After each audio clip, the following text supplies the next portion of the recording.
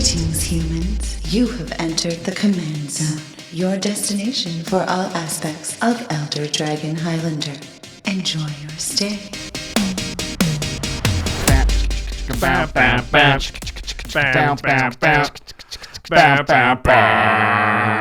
the wrong note, but it's okay. Rising up into the streets. Oh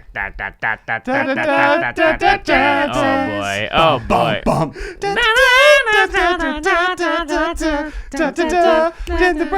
To survive. It's the eye of the tiger. All right. That was great. Why do Wow. we start so high? We always start too high. I know. We also started the song about 3 times faster than I think it's actually played. Well, that's good, actually. Gets us through it faster. That's true. Good morning, everybody. Tempo. Good day, tempo. Not Good my evening tempo. and good night. You are watching / listening to the Command Zone podcast. I'm your host, Jimmy Wong. How's it? It's Josh Lee Kwai, and we are here with a special guest. My summer guesting. Yeah, that's true. You Oh, were here yeah. last summer as well. Every summer. You're It's a Alex summer boy. Kessler from our sister podcast, The sweet summer Masters child. of Modern. Hey, everybody. We talk about you every single show. Do you know that? We talk about you guys every single Wow. show. Yeah. Wow, so much love. That's why we're sister podcasts. That's right. If only I listened to your show. Hey, Ouch. I feel you. Savage. Enough So time. today we're going to be talking about sort of a hot topic Yeah. in the Commander EDH world for a while now, and it seems I think just since all 10 two-color pairs were created, since a Johnny, the Yeah. gold, green, white one. Yeah, I think what happens is something sort of, there's some catalyst every like couple of years that kind of reinvigorates it. So like in Commander, what was it, 2014? 2015? 2014. the See, Commander 2014, the mono-colored commanders came out. Right. The Planeswalkers were Oh, legal those as Orcans. commanders. That was Commander 2014. Oh, Commander. Sorry. Yeah. Yeah. Commander 2014, and so that was like the first time we ever saw a Planeswalker that had the byline can be used as your commander, and that kind of started this conversation up again, which is, should we just make all Planeswalkers legal in the format? Right. And then this happened again, I think, because Brawl. So Yep. recently, Brawl came out, and Brawl is standard Commander, basically, but they said, oh, just a rule in Brawl that's different than Commander is Planeswalkers are just going to be legal as your commanders. And that started people saying, like, Right. oh, should we just have all Planeswalkers legals in Commander, too? Like Wizards, I mean, like, Magic Origins also had the creature planeswalkers, the flipwalkers. As Right. well. Right. They added to it. That's what I was Origins, talking. yeah. And then, sorry, I hit the table. And then also we have the situation where during Ixalan block, they made it so planeswalkers are now legendary planeswalkers. So Yeah, that kind that's of true. The restarted legend it. rule changed the And then just now in Brawl, they had they reintroduced the paired planeswalkers that. In Battle Bond. Battle Bond, yeah. Sorry, Yeah, Battle Bond. exactly. And so like, it feels like Wizards really wants planeswalkers to be commanders. Yeah, definitely. Well, we're going to have that discussion, right? We're going to talk about all sort of sides of this issue, what we think, what maybe some of the pitfalls and problems of it would be, what the upside would be. But first, we need to talk about our sponsors. If you want to pick up a Planeswalker to potentially play as your commander someday, or just one that's already legal, you should go to cardkingdom.com/commandzone. If you use that affiliate link when you're ordering your Magic product, your singles, anything at all, then you really are helping the Command Zone, game nights, all of our content stay, online. Online. As well as big thank you to Ultra Pro, our second sponsor of the show. They sponsor a lot of the product we use on the show, as well as just be a great company. I love Ultra Pro. They make awesome playmats, best playmats in the business. Next time you're at your local LGS, I always say that, local LGS, buy some Ultra Pro products, Eclipse sleeve, all that good stuff. I still use them for drafting and for pre-releases, and they last me through all of it. I still can't like ripping Eclipse sleeves. I can't do it? tried. You can't do it. There's some eventually, stuff. with like a flame torch, you can maybe get to it. There's a lot of people sort of trying it. I've noticed lately on Twitter, like posting pictures of them trying to it's called the stretch test. The professor came up with it, where you just put 2 fingers on each side of the sleeve and you pull it and try to pull it apart with the Eclipse sleeve. And I've tried it myself, inspired by the professor. It's surprisingly difficult. I mean, people have commented about my arms. I consider myself a strong person. It's very difficult. Not strong enough, I think it's Josh. actually a pretty good workout. Jimmy might be able to do it now. He's been hitting no the weights way, so hard. no way. Yeah. The final way to support the show is, of course, on Patreon, patreon.com/commandzone. We do something special. We call it a special one person every single episode, the patron of the show. Do you want to call that with us? Sure. That person today is Skyden Canfield. Skyden, you rock. Yes, you can. I'm so happy I didn't say Cantfeld. So, before we get into the main topic here, something maybe not all of you know out there is that Alex he owns a toy company. Yeah. And he's also a game designer. Yeah. And you have a new game. Yeah, so We've mentioned it a few times in the past few episodes, but we thought bringing you on here to sort of talk more in depth about it because it seems like something that Magic players would definitely be interested in. Right, so this is our second game. So last year we launched a game called Super Party Battle. You can get it on thinkgeek.com and Amazon, and it was kind of like a party game version of Magic Type 4, which is the stack. So like everyone draws from the same deck. It's based on your game Davros from Davros. If anyone here has seen the web series Top Decking, which me and Craig, which has also guested on the Command Zone, created together. Davros was a central theme, and then that actually got made. And then we spent years just playing Davros for fun, just us. Yeah, with like no cards.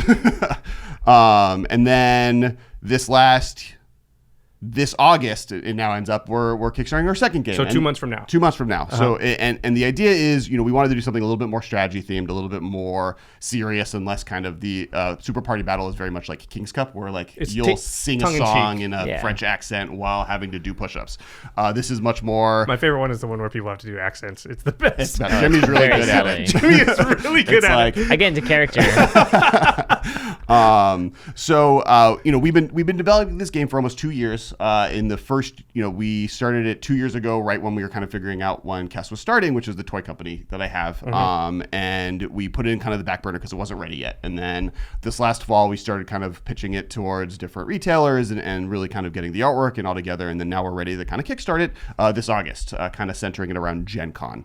And it's called Battle Bosses. Is that correct? Yes, Battle Bosses. So it's, why don't you tell us how's the game play? So it's kind of if you took a little bit of Magic and gameplay, and specifically a lot around the Planeswalker mechanic, which is kind of what we're talking about today, and then you added Risk mechanics of like moving pieces on a battle map. So you have Risk. You have like a donut-shaped map of tiles, and maybe we'll have artwork showing right now. If you're watching it on YouTube, you'll be seeing this stuff because Craig also works with Alex. Yeah, me. Craig, who is our editor, works with Alex also at Kesco. So we're one big happy family here. And so you have a boss. So right now we have actually a sneak super preview for you guys of a new boss that we're releasing today on the episode. But right now we'll talk with Cthulhu. He's one of the 2 bosses we released so far. And so you have a boss. This is kind of an example of what they would look like. So you get a figurine. You get a figurine. So that's the it's sort a of vinyl risk figure. aspect. Correct. Okay. And then you get 8 minions. So these little sign of miniature sculpts. So Cthulhu has zombie minions. These are Grabthar, awesome. who's a ogre giant, has goblin minions. And then you kind of summon your minions and fight each other. And you roll 6 custom dice that kind of generate resources that you then use to activate your abilities. And you have a 28 card deck that you can kind of make your boss better. And so you start with like basic abilities and an ultimate move, kind of like a Planeswalker that you can spend those resources on. But then as the game goes on, you can buy more cards and they get better. And then So you're fight deck each other. building a little as you go? It's a little bit of, it's deck building, kind of like building kind of like a Planeswalker set in front of you. Sweet. Sounds awesome. I love Risk, and obviously I love Magic. So. And then it goes up to 6 players. So the 4 players kind of plays up to like how Commander would, where it's just a free for all. And then we've developed a 6-player variant that's a little bit more MOBA-y. So you get like different starting abilities, and so you team up. So it's 3 versus 3, and there's a giant map the size of the table that all the tiles kind of connect to each other. And there's 6 bosses for Generation 1, and then when we launch the Kickstarter, there'll be the ability to kind of grow it past that. So there's a possible up to 12 different bosses available. Sweet. And they all come from different universes and time periods and worlds that kind of are being smushed together for some mysterious reason, and now you can kind of rip open portals to different worlds. It sounds awesome. Okay, so let's cut to the chase here. I want to reveal our thing. What are we revealing? This is sweet. It's down here. We're a world premiere of this? Yeah, world premiere. This is the first boss reveal too. So you're the first preview of a preview. Jimmy and I are going to look at it real quick before you guys do. The artwork is sick. I'm the one on the left. Why? Because it's the boss. Well, the boss gets you get both. Well, I'm the one on the left. But when you're the. But when they look at it, that's going to be that. I'm the one on the right when you look at it. I'm the cooler looking one. I'm the boss. I'm the cool looking one. Jimmy's the boss. Stage. Right. Yeah. This artwork is amazing. Yeah. Okay. Thanks, guys. So here we go. 3, 2, 1.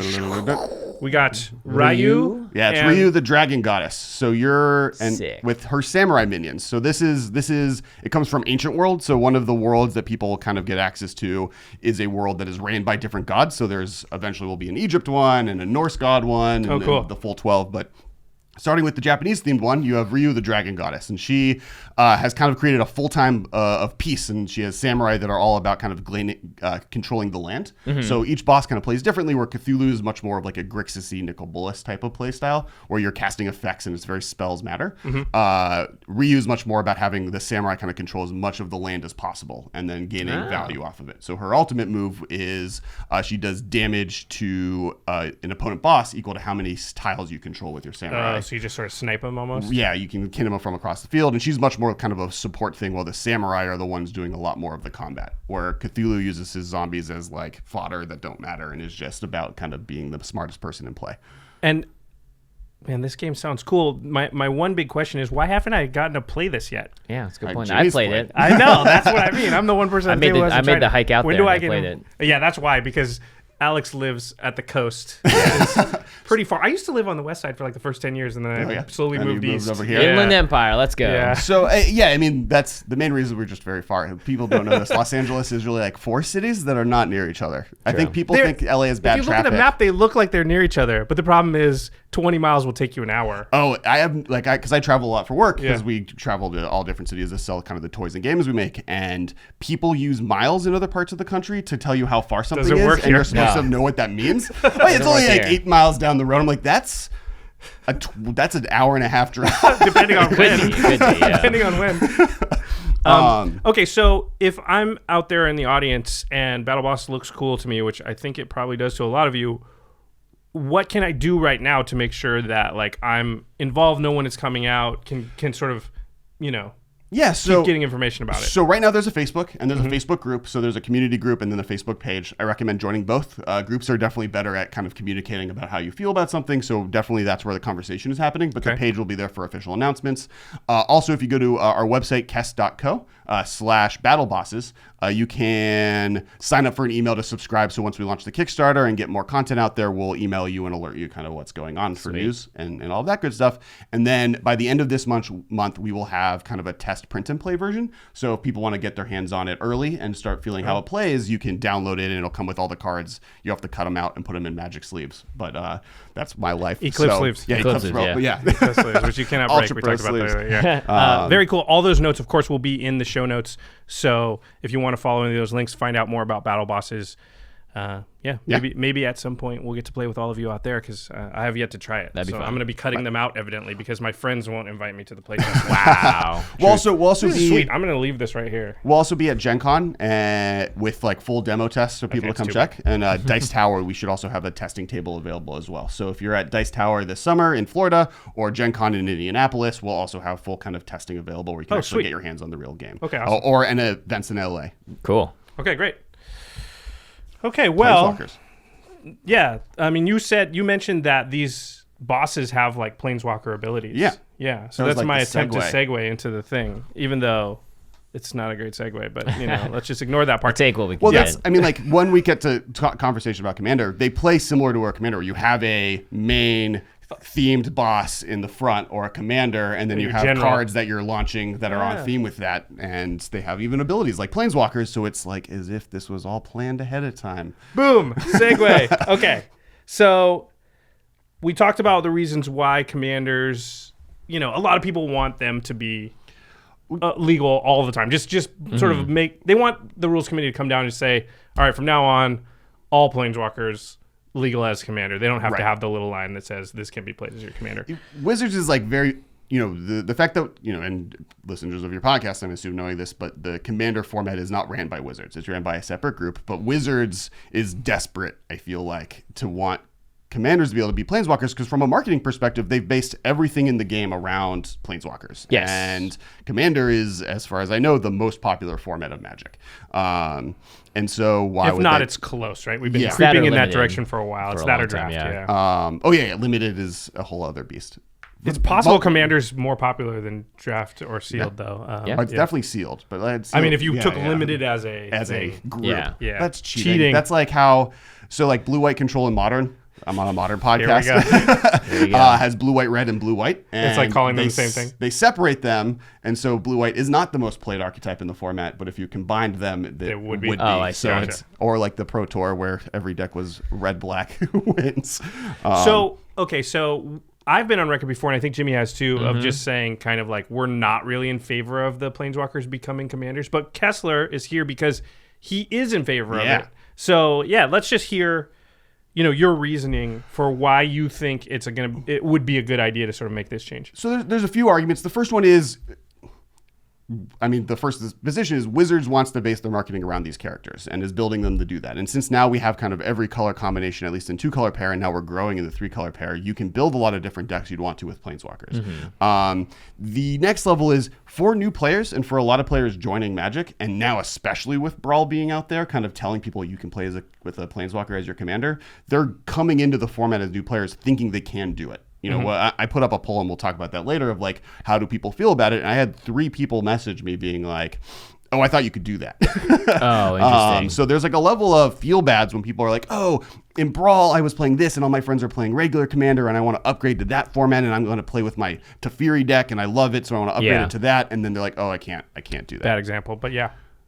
What? Because there's a Teferi that is legal as a commander. True. Well, no, but you can't play He meant the blue-white Teferi. Yeah. Sorry. The one that's I was with Brawl. you. I was just saying. That's the Brawl he meant deck Nissa. I have. Blue-green Nissa. Okay. There you go. Yeah, all right.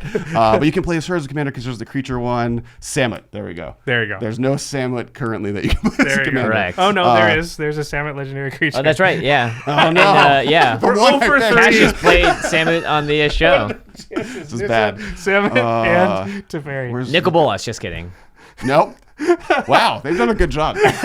They've covered their bases. Johnny. Yes, there. Elspeth. Okay. Yeah, Ugin. we're there. We're good. Yeah, you're right. There is no Ugin creature. perfect. Cool. Okay, back to Tezzeret? Karn. There's no Tezzeret No. creature. Okay. all right. So we're people already feel like that's something they want to be able to do or are doing. It is also like generally one of, we mentioned that this conversation comes up a lot, and I think it comes up kind of similar to the reserve list conversation, or there's like 10 other conversations where it's just like every 3 months It kind of flares up. Yeah, everyone talks about it, writes a puff piece on every website that there is, and then it dies down. And then everyone talks about it again, and then it dies down. And I think this is kind of on that level. It's just a change that could happen versus the other ones. Right. And then, the other side of it, and this is probably why you guys are a little against it, is gameplay questions. And before Brawl came out, I didn't really have an answer to that. I don't think, they do slow the game down a little bit. It becomes much more about protecting this thing. But with Brawl out and watching how Brawl works and playing Brawl, you really don't feel like, I don't think they really make gameplay bad. And I think people enjoy it a lot based on responses so far to the format. Yeah, see, I've had a different experience even with Brawl, which is that the Planeswalkers add a significant amount of time to your average game. And and Brawl games are already long and longer than Commander games. And I think the biggest issue with Commander as a format is the length of the games. Because it's very hard to sit down and play if you don't have over an hour available with multiple people. And so that is a pretty big barrier. Like, you have to have a game night. Like, it's hard to just play a game. It's not like, hey, let's have a casual, quick, let's test the deck kind of thing. But that's like a 4-player, and like every board, I play a lot of board games, and every board game, like other than a 2-player game, has that problem regardless of what you do. Commander is the most board gamey version of Magic. It's true. I just don't think we want to go longer, right? Sure. I think we want to go in the other direction. And let's say the net outcome of Planeswalkers as Commander, and I'm just going to make up a number, but let's say it's 7 minutes added to the average game. Okay. That's a lot of time. Yeah. It's a half hour if you play 4 games in a night. But that's also, that's only pointing at the 50% of Planeswalkers that would make decks less aggressive. But if someone makes a Soren deck that's putting down +1/+0 emblems every 2 turns, that deck becomes much more aggressive. There's a lot of decks don't win in Commander. They're not good. Well, but if you have permanent emblems on the table, you do win stuff. But then that's not a problem anyways. Like, if aggressiveness doesn't work in Commander, then that's the problem with length. No, but I think the problem is even a Planeswalker that is aggressive is likely to cause a longer game than an aggressive deck that's not helmed by a Planeswalker. Sure. And so if you just built an aggressive deck, if that's what you want to build without a Planeswalker, right, versus one with, you're still adding time to the game that wouldn't necessarily be added. I think that's just one point. Yeah, and I guess my perspective on that is the time of a Commander game being a little bit longer. Like, Commander games can range everywhere from 0, like people winning on turn 3. There's none that are 0.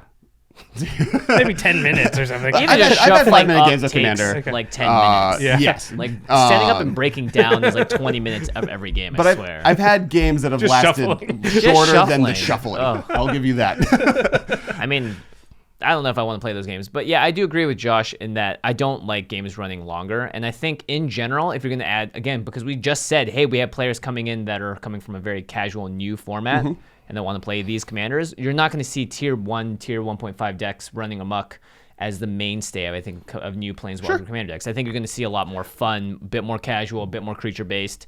You just gave an example of emblems, right? And that is a creature-based deck. Emblems do nothing by themselves. You have to be doing a very typical beatdown strategy. Well, it depends on what emblem, but yes. Oh, you're talking about... For the Soren emblems, specifically. Yeah. I mean, I also think that casual crowd is also the one that most wants games to last long. There is a significant amount of the Commander community that wants to play Commander just because they want to hang out with their friends and do something while they're doing it. Yes. I don't think they want long games in that. I don't think... But I could the be, I could 7 be wrong, minutes is not an hour added to time. I could be wrong, and I'd love to hear from people out there, but I think in general, anybody that plays Commander a little bit would agree that the length of gameplay is a little bit on the high side.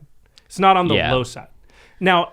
Again, we're talking about a little effect here. I didn't say 20 minutes, right? I think 6-7 minutes on your average game is probably somewhere in the range of what it adds. Who knows if 2 people end up playing Planeswalkers as commanders? What's that do?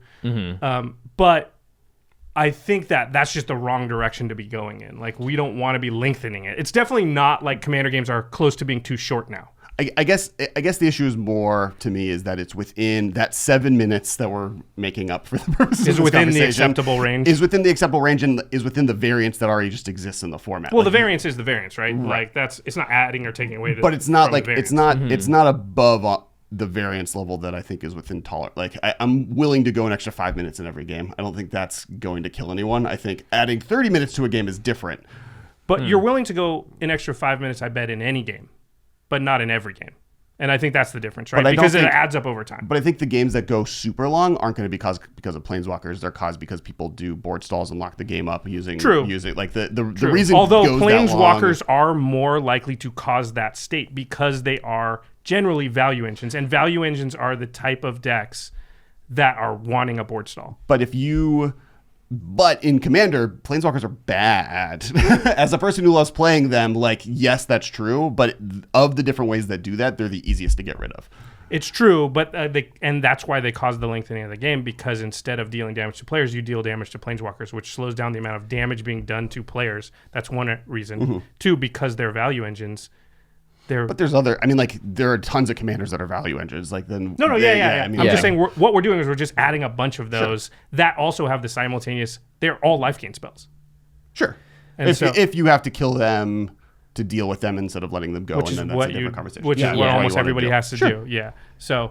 But let's talk about, I think, the more pressing issue, which is the trouble cards that we listed here. The gameplay issues, right? The balance issues with the format. It's more that, obviously, sure, a little bit of time here and there. Some people are going to love it, some people won't. But, for me, Doubling Season just stands out as that card all of a sudden becomes just the most important card for a Planeswalker deck if you didn't play it. You're not going to do a Planeswalker deck without green if you don't want to be... I think you just have to ban it if you do this, You just have to straight up ban it, I would want Wizards to print a card that literally reads like Doubling Season, but says excluding Planeswalker. They've come close, excluding loyalty counters, and that way it's a little bit, or even just excluding card type Planeswalker as the effect. Loyalty counters are the only, right? Nothing else gets loyalty, right? That way you can't do plus, it would limit +1/+1 counters, and does that make it easier or harder to keep track of? We already have parallel lives. We already have a lot of interesting versions, and then we have cards that give an additional +1/+1 counter, like Hardened Scales and stuff. So you have alternatives to Doubling Season, but you have to just immediately ban it. Otherwise, too many of these decks would just be play 2 cards, win the game. Correct. And I have a list. You have Samut, which just gets any type of Kiki-G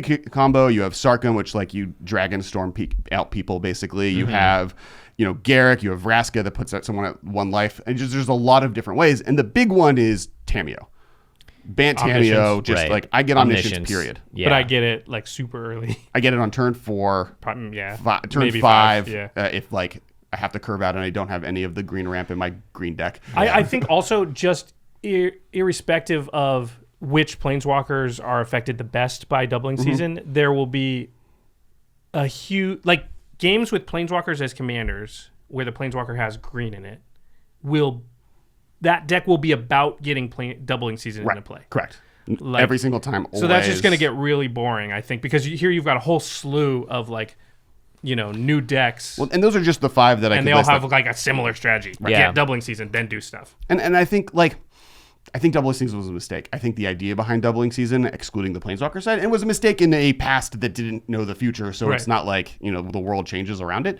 But it also kind of has like the lightning bolt problem. Right. If lightning bolt is in standard, every other removal spell doesn't matter because this is the best, most efficient thing on the planet. And so because doubling season exists, all of those other options that Jimmy listed become less interesting because why wouldn't you just play doubling season unless your deck wanted all of them or more than just that one? Mm-hmm. And by getting rid of doubling season, it forces people to work from a gameplay decision perspective, like how do I make my deck work without the lazy answer of doubling season? Right.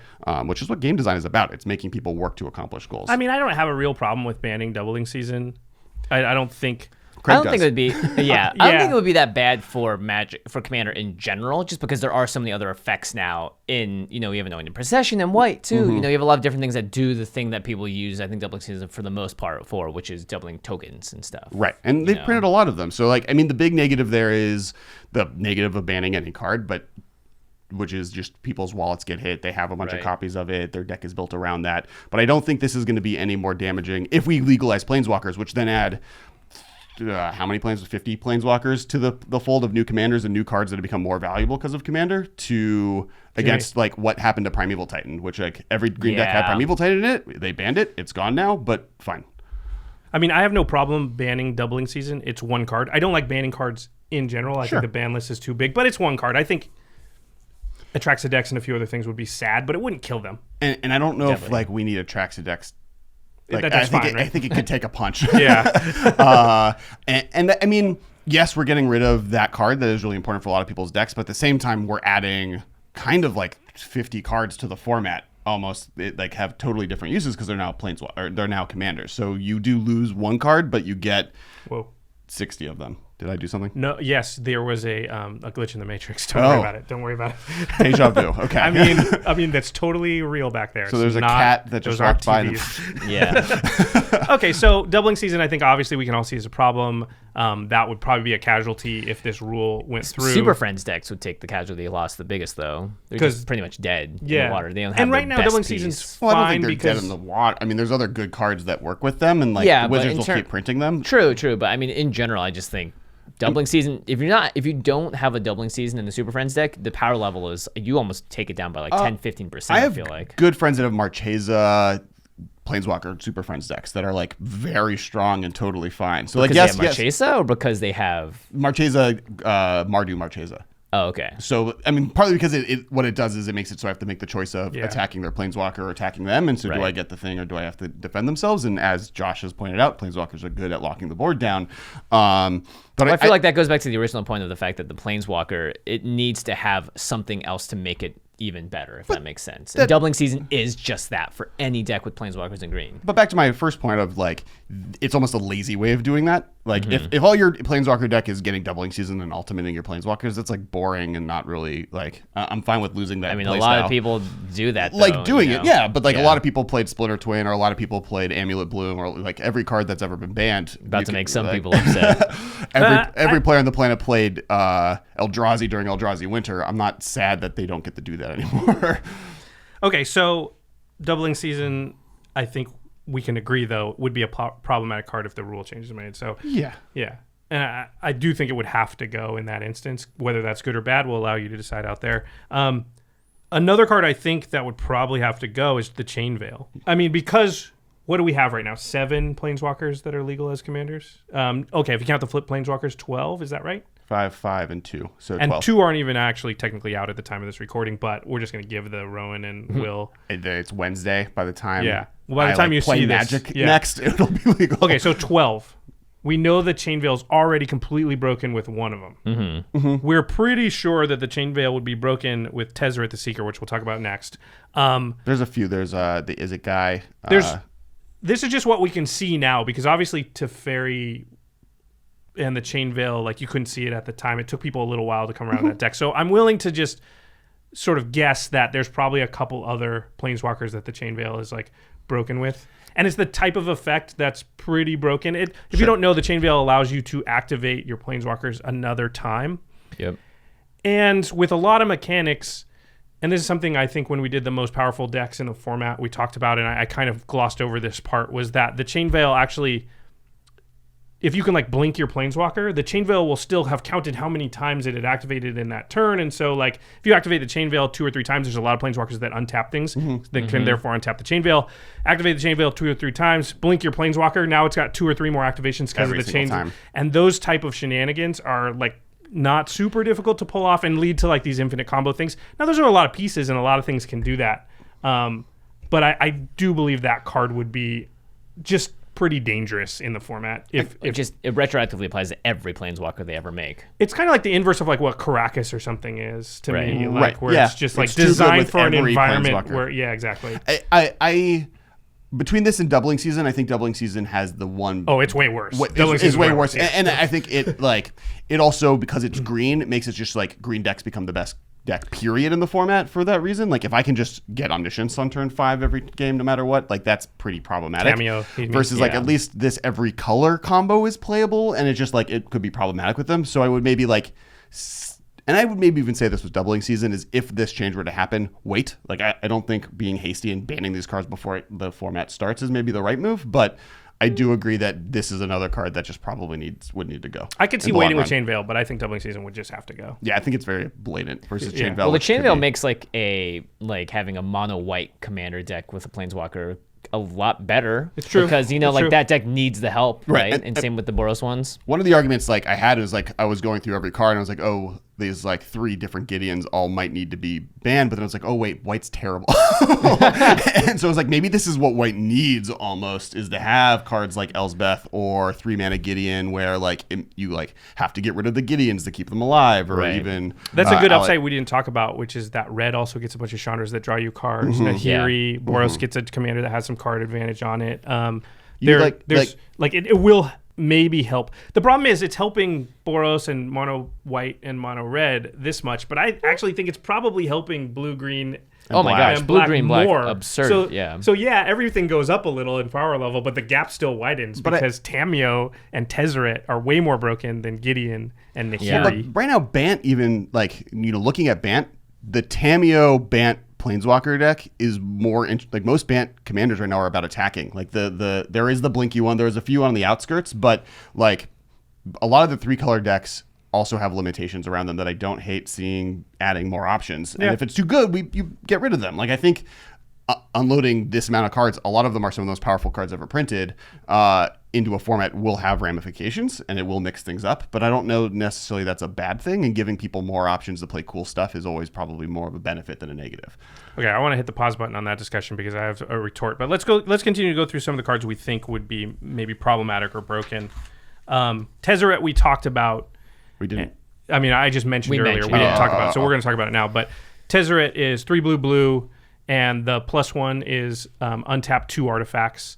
The -X is you tutor out an artifact into play that CMC is equal to X. Or less, yeah. Yeah, X or less. So he comes out with 4 loyalty. You can go get Chain Veil right away with him. That's a problem because he also untaps Chain Veil with his +1. So you've got a commander that basically tutors for the combo piece and then is part of the combo with the combo piece. Yeah. I also have Liliana Vess under this kind of list. I think tutor Planeswalkers are the ones that are the biggest problem. Tutor commanders, we know, are super problematic. Almost all of the top tier decks are some form of tutor commander. Not all, but many of them are. And that's a type of mechanic that's like, because combo's so powerful, being able to reliably get your combo, and now there's no tuck or anything, so you really can't stop them from eventually getting that combo off. So yeah, and I won't even worry about Tezzeret's Ultimate because it's not super relevant for what this discussion is. It's like once in a while will be a win condition, but it's really his win condition is being able to tutor out very flexibly as well. He doesn't even need to get the Chain Veil. I mean, you could do 4-3-2 or 1. Well, you get the Chain Veil, and then you get the Mana Rock. Yeah. So you get the Chain Veil, you activate the Chain Veil,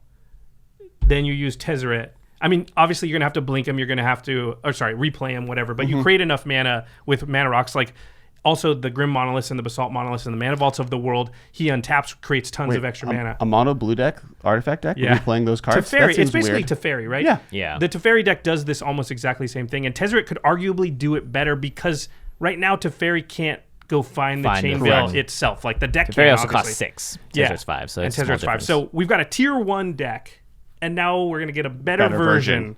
So I think Tezzeret would probably be on the block as far as a commander that might need to be banned. Mm-hmm. I don't know how CEDH works as far as like how that doesn't tend to affect the banning, honestly. Like, I think the repetitiveness of gameplay is also problematic here. With Teferi, every game plays differently because you have to find these pieces to pull it off. Yes, like you win in the same way. Win in the same way, but like to get there, it takes effort. With Teferi, with Tezzeret, initially, I cast this, I win. And the same way every single time. As soon as I get to 5+ mana, the chances of you being if I resolve it, I get this exact card. And then it's like Yisan or one of these. It's like it's very hard to kind of stop it, and it doesn't really do anything interesting. And it doesn't give a lot of flexibility, I think, either. Like untapping 2 artifacts in mono blue. Mm-hmm. What are you really doing outside of generating a ton of mana? That's so fun and interesting in Chain Veil. Or not even Chain. You don't even need necessarily Chain Veil it, but it's like great, make infinite mana mono blue. Great, easy, done. 5 mana, untap 2 artifacts. It's like I don't know. I'd rather see. I think he needs to get banned just because it doesn't it doesn't add enough diversity to the format. It just makes a better deck. Right. Maybe does need to exist. And I think at least not in casual EDH. And the point of this is to make diversity, and this is a card that anti-diversity is almost anti-diversity. And like there's a bunch of cool cards that we'd be unbanning that do really cool things as commanders. This is one that just does something that exists already, so why do we need it? And it like is a borderline too powerful as it is, probably. It's just now it really kind of cements itself. If you talk to, there's been various, obviously we're not the ones that come up with hey, let's allow commanders maybe as planeswalkers. Mm-hmm. And because it's a casual format, a lot of house, groups, play groups have dabbled with this already. Just been like, okay, we're going to try it. Let's say just within our group, planeswalkers are legal and have done it. And we hear from those groups very often that Tezzeret is just completely broken. Yeah. They had to, most places have ended up house banning that when they do this because of it. And during the random time where this stuff becomes popular to talk about, and some website will actually do the testing to do it, and with pros or whatever, they're just like, no, this is not good for anyone. It's too good. So you mentioned Liliana, which is Liliana Vest, which is another tutor commander, right? Right. It's the first one ever, and this is kind of the ones I'm afraid of is tutors. But she tutors twice per her existing. Yes, they put it on top of your library there, but like I think that just it makes it so mono black decks become I combo off way too easily consistently. It's really easy to do it with her. I mean, mono black decks already have access to a ton of tutors, but Liliana, it just gives her another option to do it, and she goes from 5 to 3 to 1, so she can do it twice. There are very few 5 mana. I get 2 tutors, and then I also get to draw a card that lets me tutor 2 more times, and then I draw a card that lets me tutor 2 more times. Right. With a win, and then she has the ultimate side of it, which is like a very big win condition, worst case scenario. So I think she just does a lot of. It's not as bad as Tezzeret. She doesn't put it into play. You have to find the pieces. It's more about getting multiple pieces. Also, once you find the piece, she's unlikely to interact with that piece in the way. Tezzeret, like I said, untaps the Chain Veil after that. So he is the combo. Yeah. That seems like it would probably be fine. I wouldn't. I think it's fine just because be Black already has so many redundant tutors. Okay, go to that next one. So this is the one I'd say that gets mentioned almost the most, and I don't know that it's actually that bad, but I think this is actually good. Yeah, to be honest, this is counter to the creates longer games. Yeah. So it's Soren Markov, and Soren is a planeswalker, and the really important part, and the reason people mention Soren in this type of discussion is that he can set one player's life total to 10. Mm-hmm. So just kind of dome somebody for 30, basically, or if they're a Laurel. Dome them for 150 or whatever. Yeah. You can gain 5 life. Yeah, okay. If you're at 5. Yeah. So this is more from the casual side because in the real competitive, highly tuned decks, this is still not good enough. Yeah. Because you don't care if your life total is a 10 if you're going to combo off the next turn. No, and I'm bringing it mostly to point out kind of what you guys are, which is I don't think this needs to be banned. I think it's totally fine. I think it's the thing that gets brought up the most. Yeah. It'll be feel bads in a lot of groups, but as far as power level, I don't think. I think it's less feel bads than it is now. I think when you play this out of your deck, it's more feel bads because it's like, oh, okay, they drew the Soren, whatever. If it's available from the beginning as option, the information is that you have this card, I know how to deal with you. I know that I need to worry about this card coming out when it's like hidden secretly. Yeah. There's so many decks. There's no way to deal with it, right? If you're not in blue, you can't counter it. Murder. What do you mean murder? Like I attack you until you're dead. I see. I mean, I have planeswalker removal, but I have player removal. The most permanent type of removal. I would be the most annoying player to ever pilot a Soren Markov deck, because the entire game I'd just be like, listen, if anybody does anything to me, you're my first Soren target. Yeah, you're my first Soren target. And I'm in mono black, so I'm just going to double my mana and make sanguinate I'm or do whatever. I'm going to dark ritual into it right now. Oh my gosh. Well, also, I mean, like, Turn 3. The two different sides are different, though, because, like, to be able to protect myself and Soren, I have to be a control-y deck, which means that me putting you the 10 doesn't do anything. Well, it's bad for you, and if you play politics with it, sure, what you can do is just stop a lot of aggression coming at you because they don't want to be Soren. But this sounds great. As far as gameplay goes and fun goes, I think like the politics of that and the conversation and the choices this forces onto a game is an interesting gameplay. There's an argument to be made that it's a little too good at that. It's a little too... But it's one player at a time. You can't do it twice. You have to minus it, and then you have to plus twice to do it again. So it takes time to really get there. Did I read that right? I think you do it twice. Okay, you get 2 players with it. That's rough. That's a lot. That's a lot of damage. I mean, listen, I don't think it's too powerful. I do think it's probably annoying. I think it with politics, it has an issue, but I think having a commander that plays a political game on purpose, because it's not aggressive and it domes you for 10. Right. It's control-y and it domes you for 10. So you have to either have someone else do it for you or kind of straddle your deck in two sides. That does force you down to a gameplay decision that makes it more difficult to pull off. Okay. Well, speaking of commanders, I think would probably be annoying in a similar way is you talked about the Gideons earlier. Yes. I wanted to talk about specifically Gideon of the Trials. Yeah. So Gideon of the Trials is the 3-mana planeswalker that can automatically come out and create an emblem that says, as long as you have a Gideon in play, any of them, not just Gideon of the Trials, then you can't lose and your opponents can't win. I think this could... I go back... when I was looking through things, I went back and forth. This is the one that I was like, this probably is problematic, but also mono white is bad. But this doesn't make mono white good. It just makes mono white annoying. Really annoying, yeah. And like, I'm all for some of the Gideons are incredibly hard to kill. Yeah. Right. Because they make themselves indestructible and crap. Like, and there's a bunch of them. There's 5-mana Gideon, and that one just makes it very hard. Once you have that in play with this emblem, it's very hard to stop that person. Right. No, I agree. I think of the mono white ones, this is the one that's on the borderline. Yeah, this just seems like it's some... Well, 3-mana immediate emblem is a scary thing. Here, let's imagine this scenario, right? We all sit down to play with another player, and we're all unpacking our decks, and they pull out Gideon of the Trials. You know everyone goes, ugh. Yeah, it sounds exhausting. It does. It just sounds like... It's like, how are we going to get them down I'm not and saying you get didn't rid think of an of emblem? cool things, and your deck isn't like well thought out and everything. It's just like, just slogging through that. How many Gideons do we have now? 6? 5? More because of the Planeswalker. White can bring them back. Oh, right, The intro deck Planeswalkers makes it Yeah. impossible for me to count how many Planeswalkers we have now. White's Used to be able really to, good at multiply bringing by things 5. back. White's really good at making things indestructible and things like that. It's just like... No. I'm not saying I couldn't beat that deck. I'm just saying, like... Do you want to? Yeah. Yeah. I would almost be like, you know what? Like, yeah. Can I look at it? That looks sweet. I'm going to go play in the game over there now. Yeah. And I think the other Gideons are fine. I think like 5-mana Gideon that does have a similar gameplay pattern of you force you to attack this Gideon, so I'm protecting myself. Fine. I'm fine with white being able to be controller like that. I'm also fine with the 4-mana one that can also emblem, but it gets you the +1/+1 count or +1/+1 it's effect.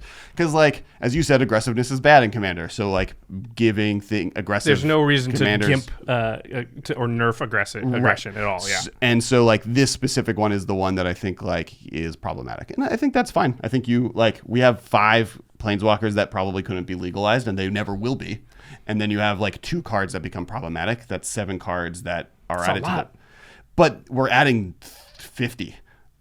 Mythic rares that are all considered some of the most powerful cards ever printed. Like that's a pretty low bar. Then you have to be open to the idea that some of those are also broken. We just can't see it right now. Yeah. Right? So then, or some of them are so bad that no one's going to build a deck around it. You don't see people building around. Tybalt? I think a lot of the like Tybalt's. Oh, no, you would see people building Tybalt decks. Of course, but it would be and Tybalt as a commander actually is more interesting than other things. Like there are other Planeswalkers that are bad, but Tybalt would be one I would defend. Okay, but I mean, I'm just saying, like as a poster, like you're adding X amount of cards. Yeah, and some of them what are bad percentage of them are going to get played? Like if you look at the partner commanders, What did we say? There was like 105 different combinations? 102 different combinations, and maybe 6 of them are really viable. As and like if you look good on decks. EDH Rec, there's probably 7 or 8 combinations that have less than 5 decks built for them. Like no one's building those. Sure, decks. but you have like yes, 6 of them are played regularly, but another 20 are played often, and that's way more decks than a general Commander set release brings to the format. No, yeah, probably. Like I guess like yes, not all of those combinations are played a lot, but there's a few that do, and those people probably love their decks. But then you have the perspective of like, look at the first Commander set that had probably the most broken set of Commander releases. I mean, Commander products give you 15 new Commanders. Correct, and but I think of the 15 that came out in the original Commander set, only 7 of them really see play. Maybe. And that's the most powerful of those releases.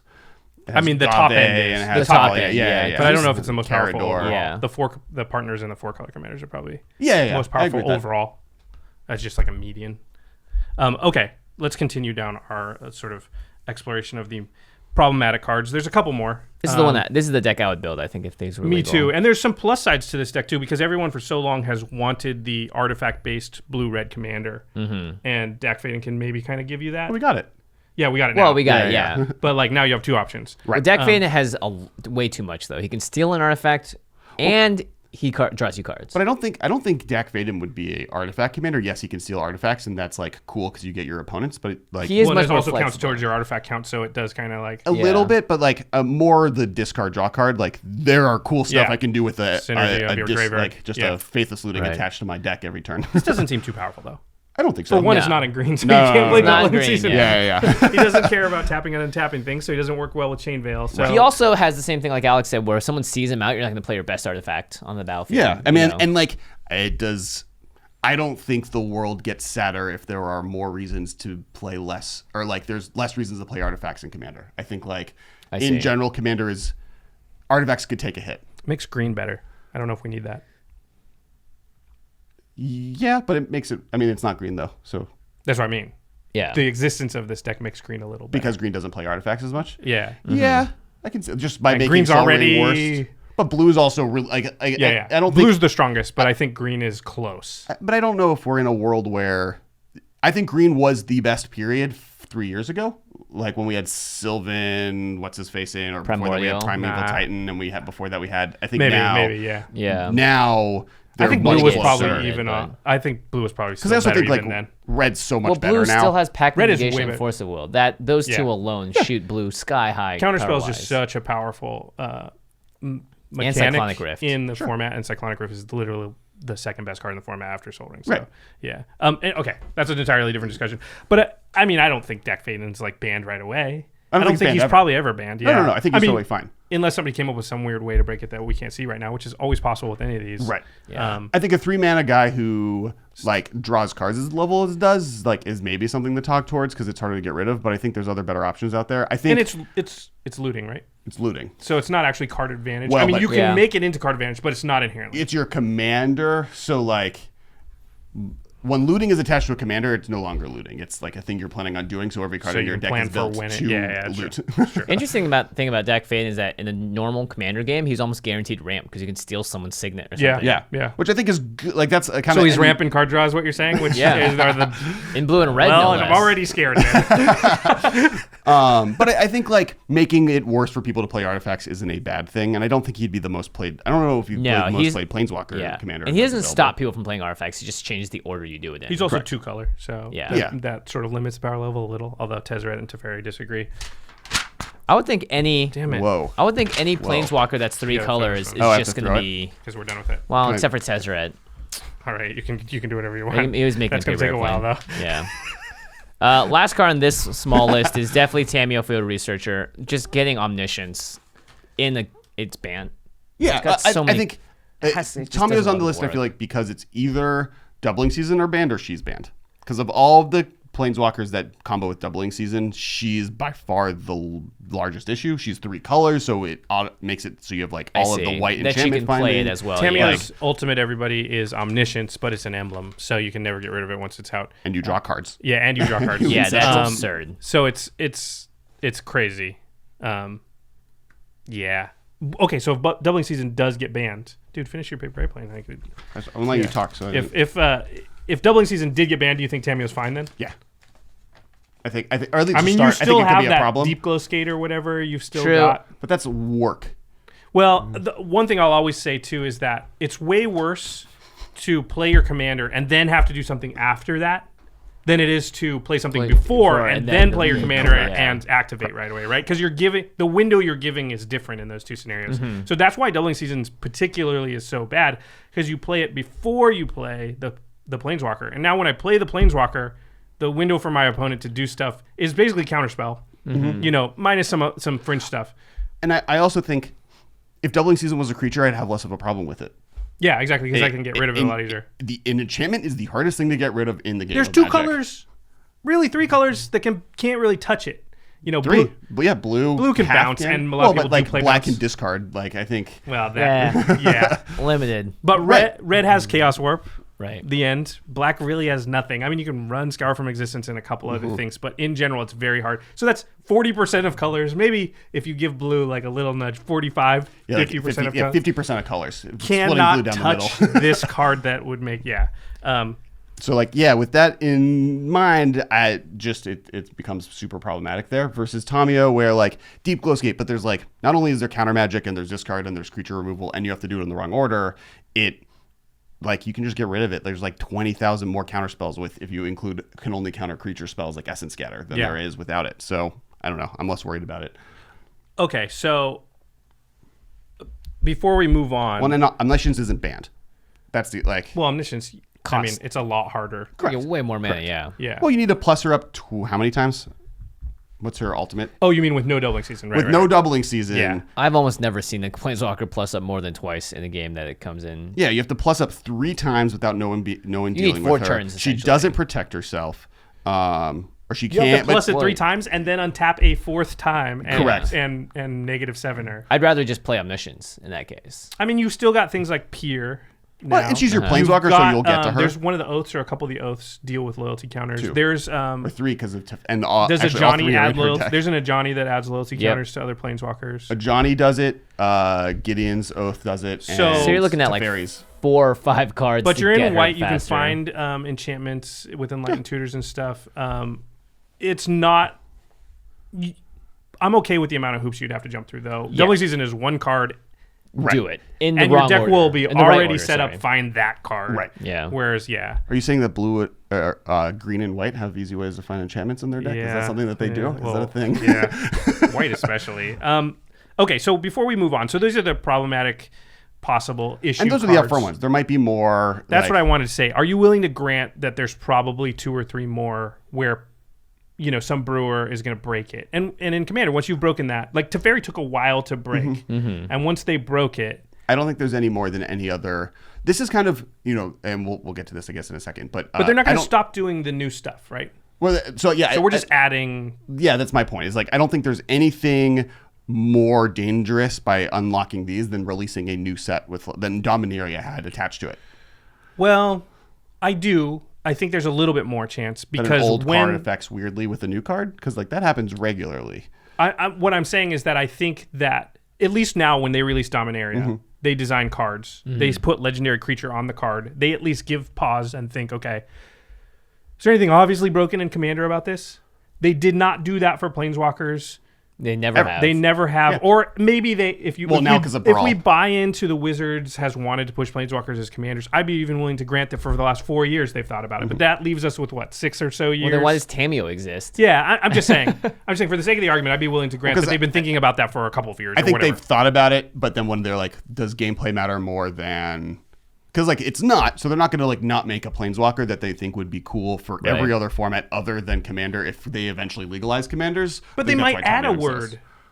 They might add opponent instead of opponents. They might add, they might do little things which they wouldn't have done for a certain period. And those are the little things that are going to take a little while. And so I do think there's a higher percentage chance that we're going to find some truly broken stuff from cards that just weren't designed for the format. But more broken than just stuff that exists already. I don't think any Planeswalker being legalized is going to be... Tezzeret, I think, is probably already... Well, correct. I think there are ones that are problematic. But that's obvious. And I think there's at least a decent chance that there's another Tezzeret hiding in there. But you deal with it. I don't think I'm just saying, would you be willing to grant that that's a possibility, probably a high possibility there's at least one or two. I think there's definitely one or two. Okay. I think the oaths and their interaction with cards, like so we're up to 9 Tameo, or 10 cards we might have to ban. But they come out banned. It's like I know. I'm just saying. Yeah. No one's ever the ban list now. When I go to the website and I click what's the ban list, instead of being this long, it's now this long. Sure. Okay. But that's like other older formats have that. Like that's an still eternal bad. format issue.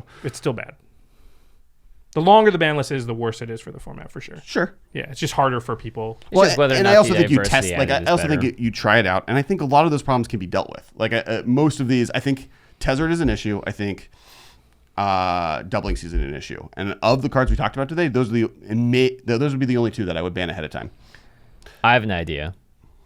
If I was the rules committee, I would give the entire world 20 days or so. You do the unstable thing? Yeah. Yeah. No, I wouldn't. The problem I'm is saying that- that's a bad idea. I'm Why? saying if we're because it's not enough time for Commander players to spend that much time and money building decks that may not be viable in the future. Well, but if That's there's a any really good point. if there are any glaring issues, you would find a lot of them. Very I would quickly. rather They just could find start. them now without. I would They see. don't need the rules committee to tell them to do You it. just No, you could I mean- literally to the listeners break some commanders for us and tell us what's the problem. You know, like I think that's the best way of going about it. But at the same time, you just have to think, okay, are there enough players that want this? Is the diversity adding going to make the format better in comparison to the number of cards you're going to have to ban? And I think those two things are yes. That Okay. my point, and that was kind of what we discussed in the beginning. I think most players want this. I think most players feel like this is already true when they come to the format, and then are told that is not true. I don't think that part's true. So let's talk about. I don't even know if most Especially players now want this, with but Brawl. Brawl is like. I don't think Brawl's I don't even gonna think Brawl's getting ha- played as much as. But But as we move forward, especially with Arena and Brawl being a supported format, there more people will play Brawl first. And Brawl then is play Commander. 1v1. Going Yeah. to be 1v1 on Arena as But far as I know. it's still the entry point to Commander play. I don't for think players. it's- I Why? think Like Commander's Commander the- 1v1 on MTGO got No, anybody no, to play no. Commander? Nobody plays it. I don't But think no one Brawl play- is the new entry players point for don't commanders. play. New players don't play MTGO. MTGO is not an entree to start playing Magic. I'm just saying Arena is built. To nobody do plays that. Commander online, and it doesn't filter anybody into the format. And for I 1v1. also don't But think the perspective of who plays Moto versus who plays Brawl is meant to be totally different. Brawl is supposed to, or Brawl is supposed to be a format made for new players to get an entree into Commander. I don't think so though. Moto is not. I don't think that's why Brawl was made. No, I don't either. Brawl 100% was not made to intro people to a format No. that isn't going to make Brawl Wizards is as much made money. to sell standard packs, but No, they're trying to get Yeah. Commander players to buy Play standard cards. yeah. They're not trying to get standard players cards to play buy- Commander. Yeah, that's the opposite of what they want. Yeah. Because Commander players buying standard cards means that you have a whole new audience buying cards that they normally wouldn't. They Standard said- players they said, going into "Look, Commander means they're what's going the to most- second market retailers and stuff. They said, look, what's the most so popular you format? think no one that just plays standard right now doesn't don't play think Commander no isn't one- like, oh, I have all these standard cards, I can play Brawl really easily, then plays Brawl, and then is like, oh, this is a great format. Is there a more in-depth version of this? Which is what the path for Magic is. Like in Modern, people play standard because that's where you start. I have a standard card pool. That's all the cards I have. I can play this format, and then it rotates or something happens. You're like, oh, where's the more in-depth version of that? And that is Modern, and here it would become Commander. Like that's like when people start playing, they only play standard. There's a very slim window where that's where you're But at. I think and Brawl is standard Commander. I did not get introduced to Commander through playing standard or playing limited. There But were you're- points when I'm like, I'm playing limited because I can get cards for Commander potentially by opening them in the packs. But I think the way that people get into Commander isn't through Brawl right now. I think that it's still maybe it's a small sliver of course new it's not players right getting now. in, but I don't think it's going to be something that's like this is the way that people get into it, and that's a reason why people want Planeswalkers as Commanders. But I your think that intro to argument Magic isn't going to work. Your intro to Magic was through heavy Commander players like me and Craig and Yeah, Josh. and I think that is a lot of people's entry point still, and I don't But Commander's because the worst way to learn Magic. I mean, no offense to agree. this I podcast, agree but- that it's one of the worst ways No, to we learn tell Magic. people don't teach people. But with that's Commander. how Yeah. people get introduced to the format. But most people people get listen to our introduced- podcast and like, I'm going to build a deck and start playing. Right? nights. That's a lot of game nights. Like again, Brawl is just going to be I think a fun side fancy thing for a little bit. It may exist for a longer time. But it's never going to If reach. they don't solve the rotation thing, rotation's going to hit, Brawl will be dead. And it's never going to hit the critical mass of players entering the format that the way that Commander still does it, which is just sit around the kitchen table, play the precons. But I hang on, think hang on. that's a much bigger way of people getting in. I don't think there's any chance they designed Brawl to get people to play Commander. That doesn't make any sense from a standpoint of what we said earlier, which is like Commander's currently your most popular format. Whether it's one or two, okay, fine. I'm not saying they designed it that way. If but you're a company, what are you trying to do? I want that group of players to purchase the newest product. We know Wizards is always trying to figure out ways to get people to buy the newest stuff. That's just what makes sense. So they said, oh, let's create a format that requires the newest product, but it's built like the format they play. So I'm not saying it can't work the opposite way. I'm saying that's but not the what way it's for. Magic works is the opposite way. the way people play Which Magic, is why Brawl is just not But a that's good thing in 6 months. but I think the way that Magic works is that way for 1v1. I don't think it's the same for Commander. I think Commander people comes play Magic because they play Magic. I mean, yes, the command zone has done a lot. I know of work a lot of to people grow it that got from into Commander perspective. because of the board game life that they loved beforehand, not because they loved the 1v1 and wanted to escalate their standard to modern. But yes, to I legacy know a to lot of whatever, people like you that. know? But like, there's infinite data that 99% of people that play Magic start when they're a kid. They buy packs because someone buys it for them, or they get it at Walmart, they get it at Target. They're the reason those intro packs exist for those stores. They buy it, then their friends play it, and then they play into Standard because they only have recent packs. And then after they play Standard, rotation happens, and they're like, oh crap, all these cards I own, that sucks. Let me move out of it.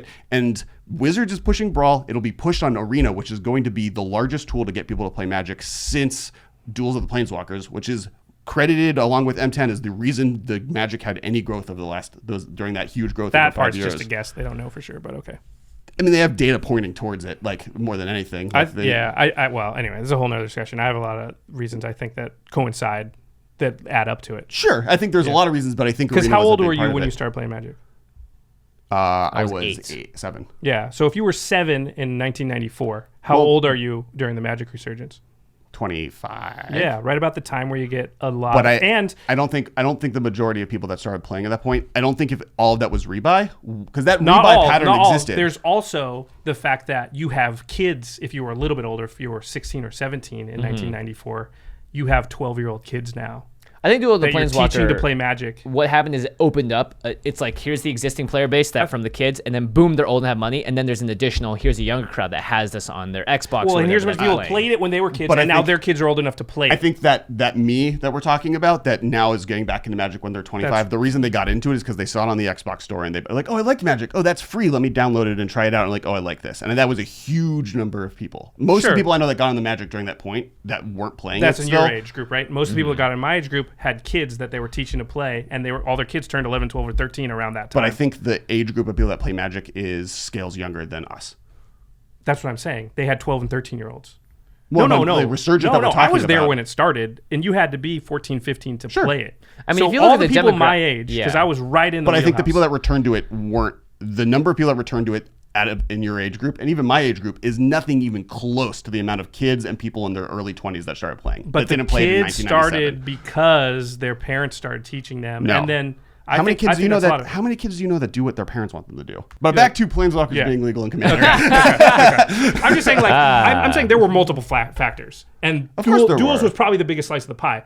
But I'm just saying, there was a lot of other large slices of the pie. But the point of that is that Magic Arena is being built to be the next generation of that, and is being built to be more than that. Sure. We have no idea whether Brawl is going to even be something that catches fire and that people hold on to, because right now, honestly, it doesn't feel like it is. And there's a ton of things on every platform of every game that have been tried that just didn't take off, and they go totally in this not direction. work. But I would say of the 12 fatty kind of formats that I've been a part of in the last 5 years, Brawl has had more staying power than any of them. Tiny Leaders. Tiny Leaders was big for a little while. No, I'm saying Brawl's only been out for 6 weeks. How can you even say it? We don't even know yet. Tiny Leaders was big for at least that amount of time. No, Tiny Leaders died way like the amount of people I see at stores playing Brawl is so much higher than Tiny Leaders. Yes, people would organize Tiny Leaders. Maybe I barely ever saw Tiny Leaders get it played. Yeah. But it was. But as far as chatter about it, most stores I know of are now running 30% of their games on Commander nights. The 3 that I've been to, and not just in Los Angeles and the 16 cities that I travel to every week, have started doing Brawl sections in their Commander nights because there's enough people that want to play it there, and they're supporting it officially, which Tiny Leaders never had. Which I'll see when I go to GP Vegas, because that's one of the things I'm really curious about. But then I also want to ask every one of those players. I'm not going to be there, but hey, rotation's coming. Are you going to stick with this? Or what are you going to do with your deck? They won't know. But they won't know. But you're going to get a better idea. Hits you don't understand. But Brawl is also not an investment. The 60 card, to really buy cards into Brawl, how expensive everyone keeps saying this, you're just going to play with the cards you have. Nobody does that. You go to cardkingdom.com/commandzone, and which is actually where I buy cards, by the way. But nobody builds a deck with just what they've got laying around, and never is well, this card would be better. I'm going to buy that specific card. Sure, but the percentage of cards that the cost of a Brawl deck compared to any other deck in Magic, other than limited, is significantly lower. Yeah, sure. I'll give you that. But I mean, people are building decks, right? They're buying the cards. I'm not saying they're not. I'm not saying they're not doing that. I'm saying that the total cost to do that, even if you buy all First off, gold barely exists. Yes, I know there is one, but like the most, if you want to build Joda and have the top 10 most expensive cards in standard, you're still going to be a less expensive deck than any modern deck. I just don't see Brawl players going with the rotation as much as them just going, oh, time to play Commander with my almost built Commander deck. Well, that's my point. That's my original point, is that Brawl is going to get people to play Commander. But again, I don't think, but here's the thing, when the new format pops up like Tiny Leaders, there's a big influx of players to it, and then as soon as that starts evolving more and the rotation happens, I don't think you're going to have that same amount of people jumping into it immediately because it's not new, fresh, or exciting. And Wizards isn't doing project releases specifically around it. I mean, it's an easy format to get into. Yes, most of the time people build decks, if they're directing to it, they put effort into it. But my first Commander deck and the first 5 Commander decks were built out of the stuff I had laying around, especially before the Commander products existed. And so people have that. It'll rotate out, and then they'll be like, oh, man, I wish I could still play as... Again. Well, no, but that's the thing, is I don't think you're not going to see as many... I want to play with my Planeswalker as a Commander. That's the thing that they're going to miss from it. Like, because the one thing that rotates forever is that I can no longer play my Teferi blue-white Planeswalker Brawl deck ever again. And I think that's when you're going to have people being like, I want Commanders to be legal as Commanders in Commander. I can see that being as more people wanting that to happen. But again, I just don't think there are enough Brawl players to make that a very real thing. And I just don't see those players not being like, okay, I can find an alternative if I need to. It's definitely sure there's more people wanting it. But I think if you look at the majority of Commander players, and I'm interested to hear what your poll said as well. But again, I think the big influx of Brawl players is going to be big in the beginning. And as soon as rotation happens, you're gonna be like this. There's a spike of new players, and as soon as rotation happens, the amount of new players coming in is just going to be super low. You're going to lose the majority. It's a feather on the camel. There's on that side of the scale. You mean? Yeah, on that side. Yeah, whatever. The scale is a feather on the more. Camel. I like a camel. Yeah, the camel's back is breaking. Yeah, and the camel's back breaks means that their Planeswalkers are legal as Commanders. Right. Well, I mean, right now they're not. And there needs to be enough reasons why to switch it, right? So I get what you're saying. And change people are resistant to. The Wizards loves change. If you want to talk about them making swinging changes. The problem again is the rules committee. Do they even care enough? Are they playing Brawl enough to think about this? As far as I can tell, they don't want that to happen. Sheldon sort of, I think, even came out and said that that he liked that Planeswalkers were legal in Brawl because now he could say, well, if you want to do that, play Brawl. And we'll see what happens. But listen, I paraphrase. That's not an exact quote from Sheldon Henry. It's exactly what he said. But enough. Once again, it's this. It's enough players want it. The Wizards wants it. Then now they create a format where players are introduced to a world where they want to play this way, and they can, not necessarily want. I think a lot of people still see the most powerful legendary creatures as opposed to, because again, there aren't that many Planeswalkers in Brawl that are like, wow, I really want to build around this card, because you just don't have the flexibility to build around it as much as you could in Commander. Right. And yes and no. Like that does open stuff up. We talked about how now red decks have a bunch of new tools that they have available to us Commanders as far as if they do this White for all the has cool stuff to do. Period. Sort of. Yeah. So you have you're increasing deck diversity, which is something that I think we can all agree is what we want in Magic, because we're not standard players. But Commander's already good there. Right, but that doesn't mean that there can't be more. I mean, the argument, like this is... I was going to say it's the same one we had before, yeah. Like there's not enough, because every player, eventually you have every player has a completely different deck, and you can't have more. But your point is taken that eventually there can't be more diversity. It's diminishing returns at a certain point of diversity. Like if you've got 30 decks that are competing. Yeah, I'd say modern is a better example because I can do math there, or I know the math there. It's there's about 30 competitive decks at all times in modern, and there's never really going to be more than that. But you want that to be ever changing. Like if there becomes a moment where it's like, oh, these 30 decks are just the best decks, which new set releases do affect. And I'm not saying they don't. But like my argument for people are like, oh, if it's banned, I don't want it to be added to modern. There's this protectionistness to modern, and it's there for Commander and every other format where. Hold on. Let's say there's 30 decks in modern. They did something similar to this, which shook it up to the point where 5 of those decks fell off and 5 new ones went in. Mm-hmm. That happens all the time. Literally every new standard set. Yeah. So you didn't do anything, right? It's not like there's 35 now. But it depends. Like, does that are 4 of those decks too? No, I'm just saying, like, you just traded 5 for 5, but you didn't increase the amount of diversity. But I think Commander in general has a larger ability to balloon in diversity than modern. It already has, and it's already great, right? It already has tons of diversity. But that doesn't mean you can't be greater. Like, there's not like a cap to diversity. But that again, I think in modern there's a potential cost though, right? This all boils down to: is it worth the extra banning of cards? Is it worth the potential just banning of more cards in the future? I mean, that's everything this entire argument weighs down to is the upside versus downside. My point in it was what I was getting to is that in the next 3 years, there's going to be X amount of Magic sets released, and that will cause X amount of cards to be banned. Should we stop printing Magic sets? No, but at the same time, Wizards knows, again, like Josh was saying, they did not make Planeswalkers original. Yes, they focus on Modern and they focus on Commander when they make the Tamios and stuff. Like I don't know. They do think about it, but then they don't. Let me put it into game terms. Let me put it into game terms here. Okay, so in a game of Magic, if you're going to be making a high variance plays, should you be doing that when you're ahead or when you're behind? I think you should do it when you're ahead and behind. I think I think conservatism is a mistake. I think being in a position where I'm safe and everything is great, I'm not going to do anything because everything is great right now. I'm going to play it safe. Not do anything is what causes companies or situations to fall. But in gameplay, in Magic, you didn't walk into it, but the general common knowledge like from pros and things is that in a situation where you're behind, you start doing things that are high variance. Like, I got to kind of hope they don't have the answer to this and I don't get blown out, because if they do, I'm probably still going to lose anyway. But inaction kills you. I mean, yeah. But if you don't walk into things because I'm going to win on board as it is, I'm ahead. I don't need to introduce RNG into this equation because RNG is not in my favor here. Mm-hmm. But what's the net loss? The worst case thing that happens. This is by far, if Wizards makes this decision and the Commander crew makes this decision with them, is that they have to get rid of Commanders, Planeswalkers as Commanders, because it's such a mess that it ruins Commander. That's a huge. But the chances of that happening are phenomenally huge downside.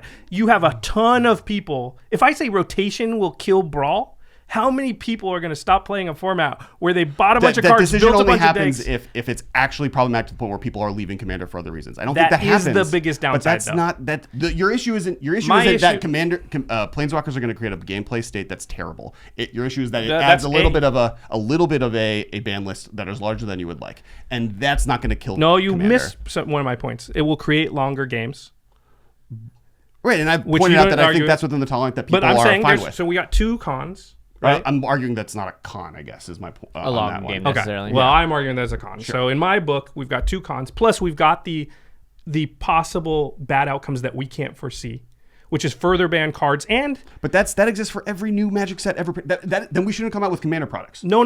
Just because there are things that have variants that are inevitable doesn't mean we do more of those things. Commander product decks aren't available. But if you ask BDM or other people, they think Commander decks shouldn't be printed ever. I'm saying this from the perspective of Modern, which is fair. Wizards' attention paid is fine, but the amount of attention, this is the point of where I do actually think doing the 3-month or 2-month or 1-month release of making this legal to see how people break it, is that puts so much more pressure testing on this format than anything Wizards can do. And that's what they say. That's why Standard hasn't successfully been diverse for 3 years. They can't. They can never compete with the millions of people. Because they can't compete with the millions of people. I don't care what kind of testing team you got. If it's not 100,000 people, you can't. Right. Yeah. I guess if you are making a chess-like game and you have computers do it, maybe. And then no one wants to play that. So the problem is they have no data gathering apparatus with which to make any use of letting people. They're just listening literally to people. Yes, there's no actual data behind it. It's not like Moto or other things. It's not like tournaments. They don't have. It's multiplayer, so you can get a pretty good read after 3 months, and if people you can get at least a barometer of do people love this. Have you seen our ban list? But that's not Wizards doing it. That's what I'm saying. Yeah. That's what I'm saying. It would still be the rules committee, right? Who's gonna? Sure. So, but the world is still I can read the voice of a community on their feelings on an issue pretty regularly and easily. But they're wrong constantly because they're just whatever's the most recent thing. But the things that are wong. Why isn't Deadeye Navigator banned then? Why isn't Cyclonic Rift banned? Every 4 or 5 months they call for Sol Ring to get banned. Sure. I mean, we're gonna have a problem here because I think at least two of those. I think one of those cards should be banned, and I get why it's not, and I understand how this works. And I know why Brainstorm is legal in Legacy, and I understand. I think one of those cards has a good argument. It doesn't matter with what you think. I'm just saying, if that's the but our philosophy on what the ban list should be. But I'm just saying, if reading the tea leaves is the outcome of your let's see for 2 months. I just don't. I don't have any confidence in their ability to correctly. Analyze that data and then come up with the correct. Well, but I think if there's anything other than disaster, it's fine. I think anything under you would know if it's bad. You would know if Commander is bad if they unban all these things and everyone's this sucks. It'll take a while. You would know in 3 weeks. You would know in 2 months. I don't think so. It takes a while. In normal play groups, when a new Commander comes out, one person builds one of that deck. You don't have 10 No, I knew about Leoville within 2 weeks.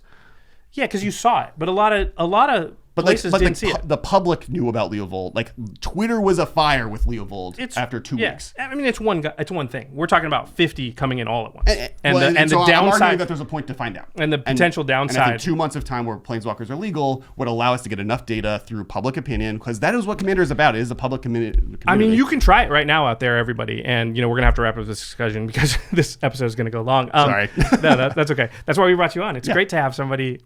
I think one of our issues with the show, and it's not a bad one all the time, is that Jimmy and I generally agree, and so we don't get to have this amount of fun. We're both blue-red players with a very similar mindset about we don't get the in response to go throw back to my old show sort of version of the show, which I like doing. So, and I appreciate all of Kessler's opinions and everything. I don't want anybody to think like, oh, they hate each other. Kessler and I do this all the time.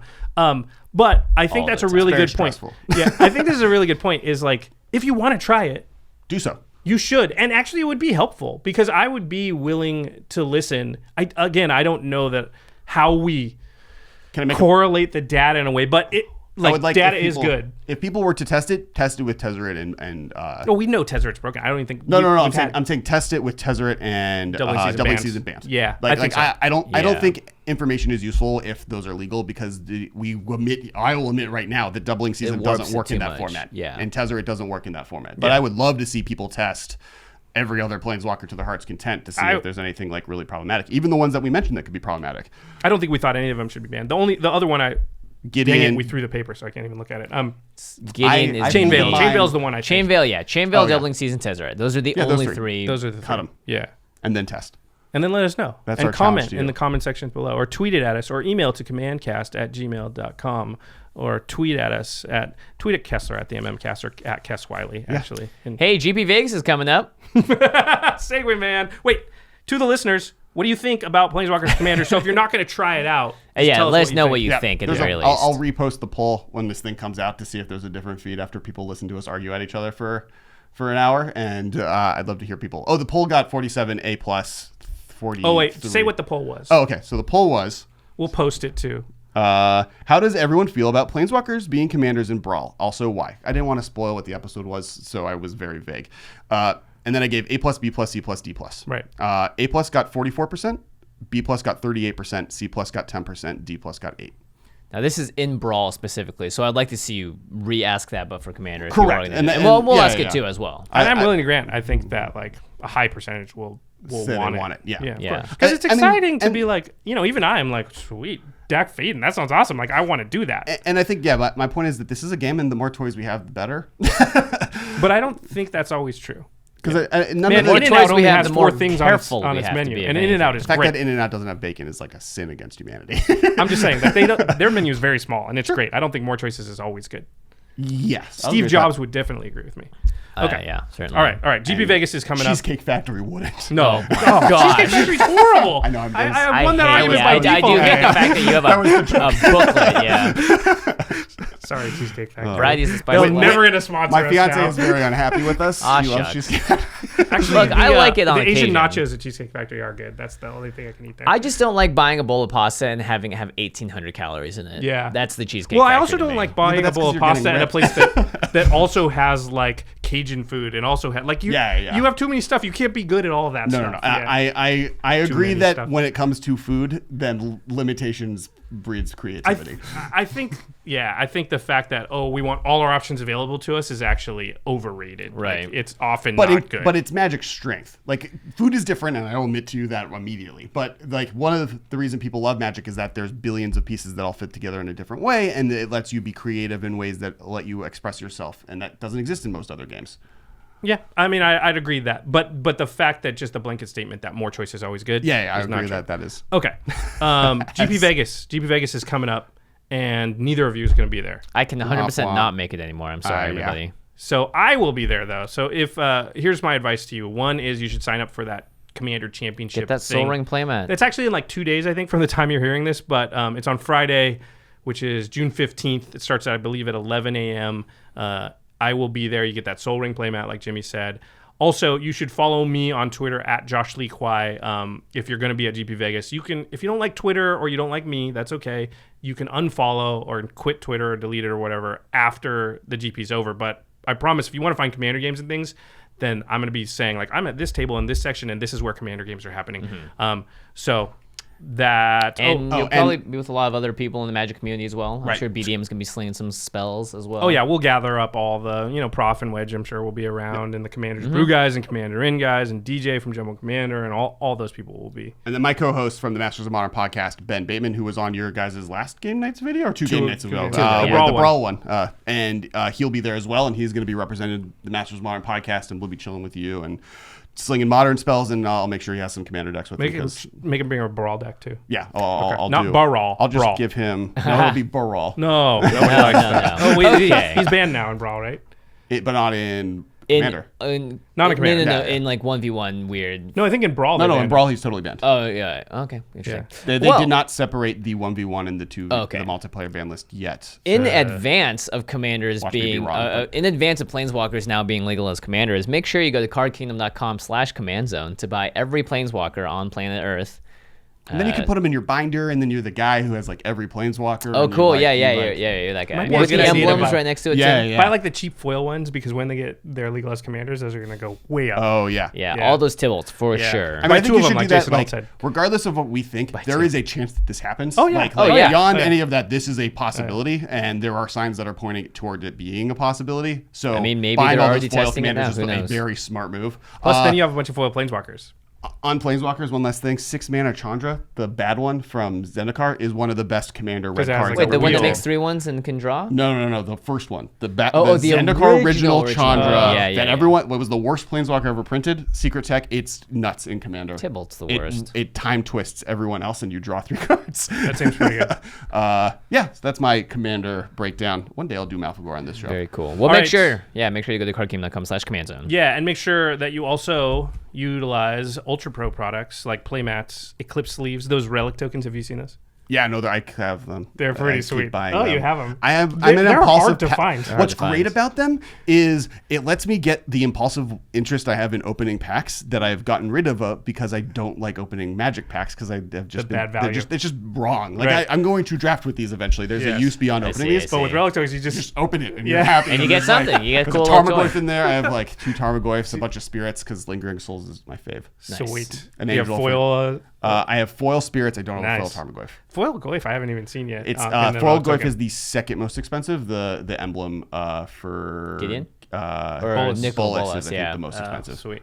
Okay. Normally we do the end step here, but we've talked for so long that we're going to skip it today. Battle Bosses is the end step. Yeah. Yeah. Check out Battle Bosses. Go to kest.co/battlebosses and you can see the 3 bosses that have been released so far. We'll be releasing a new boss every week until we get to August, where you get to see all the cool stuff. Ryu, Dragon Goddess, and Samurai. She's one of my faves. Just go to kest.co. Yeah. Honestly, see everything else that Kessler's made. There's hula hoops and balls, and you can buy Super Party Battle right now. And then also check out, as a really quick one, because I had one for the end step. Oh, sorry. Legion and The Expanse are both the best. Oh, the show is on Sci-Fi, right? Yeah. So The Expanse on Sci-Fi, it's now on Amazon. It was saved because it got canceled. Right. Is phenomenal. The books are also really good, but like the show is like one of the most sciencey correct shows ever, and it's like the acting in the first season, meh, but beyond that, it's wonderful. And then Legion might be the best show on TV. Wow. I can say that right now. It's like big talk by the guy who made Fargo. It's an X-Men show. I like Fargo. Okay. This is the point where we talk about our sister podcast. Alex, do you want to talk about our sister podcast? So I am one of the 2 hosts on the Masters of Modern podcast. We create modern content every week. This is weird. This is like the pitch I do for the Command Zone, but backwards. Yeah. We do modern content every week. We do deck techs, and then we have pros on regularly, and we just kind of talk about recent tournament stuff. So if the Command Zone is the casual format Masters, we're like we paid attention to the Pro Tour, and we'll pay attention to GPs, and we'll talk about competitive play and what pros are on doing. to interview and stuff. Ben, my co-host, does work for DirecTV's sports network. I forget what it is. Oh, cool. And so he is actually like a sports person and can talk about Magic as if it's a sport. I can't do that. I don't know sports. It's not my thing. But we're there. We're fun. We have Duke Cool Brews. It's wacky. Definitely recommend it. It's on collected.company along with these guys. And on Twitter. And on Twitter, we are at the MMCast. I'm at Kess Wiley. Ben is at Ben Bateman Media. You should follow that for GP Vegas goodness. And just definitely check out the Patreon, and also our Facebook group is it's like a growing community. If you like spirited debate and a lot of thought put into Magic cards, Kessler's done it. He's the guy. He's the guy for you. All right. Our editor for the show is Craig Blanchett. You can find the video versions of this podcast at youtube.com/the Command Zone Podcast. And of course, special thanks to Geoffrey Palmer at LivingCardsMTG on Twitter. Is he going to be at GB Vegas? I think he's going as well. I think so. We'll find out. Craig by also following him on battle Twitter. passes. Yes. So, thank you, Craig. Thank you, Alex, for being on the show. Yeah, thanks guys for having me. We'll see. Maybe by the next time you come on, Planeswalkers will be legal as commanders. Yeah. But I am very interested to see Do you think it'll happen within a year? Let's just go on record right here. Yes, I think it could happen within a year. I think it could happen within a year. Yeah. Do you think it will, though? I'm saying. I'm No. going to say yes because it's my job here.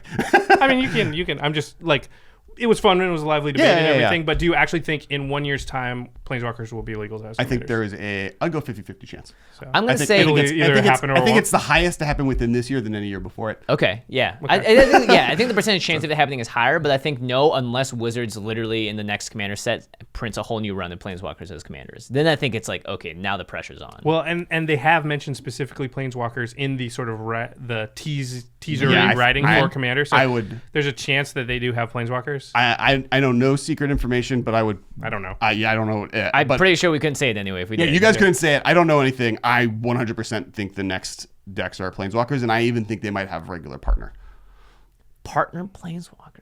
Regular partner, so I could be like regular partner. Thrasios and a Planeswalker. I don't. It may be Planeswalker partner. That it might seems be partner way with too themselves. risky. It's totally possibly risky. Let's just throw a that's my grenade in the wild middle card of the there. format. Of all my predictions, that's the craziest. Okay, cool. Second Planeswalker. That's your Nostradamus. Okay, Yeah, my prediction is 2012 Brawl's going to die when rotation hits, and this whole discussion will go away until something else happens and brings it back to life. And I think we can all agree on that part, Planeswalkers for sure. won't be. No, I think Brawl will survive. Yeah, I think rotation's going to hit and kill it. We'll find out. Yeah. Soon on the Command Zone You Podcast. hate rotation Thanks for listening, everybody. with a passion. I hate it because it hit me. Yeah. And so boy, I here it know goes exactly what's again. going to happen to all my casually like-minded friends and listeners out there who haven't had it happen to them yet. But people. Those people There play are standard. people. Those people play They can standard. all play Brawl. There's people that play all Magic. Yeah, I play limited, and we tried standard, but rotation. For Okay. GP. This is the song All right. that never ends. We should It have goes that on one. and on, my friend. Okay, everybody, thanks for listening. Thanks for listening. Can we do the Looney Tunes? Peace. That's all, folks. That's awful.